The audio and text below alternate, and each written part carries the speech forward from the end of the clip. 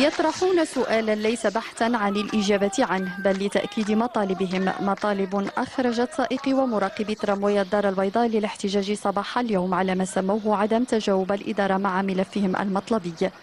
مشاكل عندنا في الاجور، في لي بريم، في العقوبات التعسفيه اللي في غياب قانون داخلي ما كايناش، كي سون انفوندي انجوست.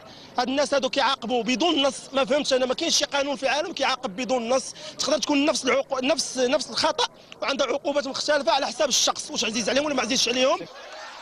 هذه المطالب وأخرى التي رفع هؤلاء المستخدمين تقول إدارة ترامواي الدار البيضاء أنها استجابت لبعضها في حين ستؤجل البعض الآخر. قدمنا ردا كتابيا وكنا فيه واضحين، ما يمكننا تحقيقه سنحققه، وما لم نتمكن من الاستجابة إليه سيتم تأجيله.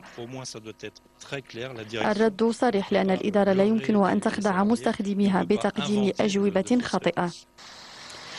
إلى حين إيجاد صيغة توافقية بين الإدارة والمستخدمين سيتواصل الإضراب ليوم آخر، الشيء الذي يمكن أن يؤثر لا محالة على حركية نقل المواطنين رغم استعانة الإدارة اليوم كما يقول المستخدمون بسائقين مؤقتين.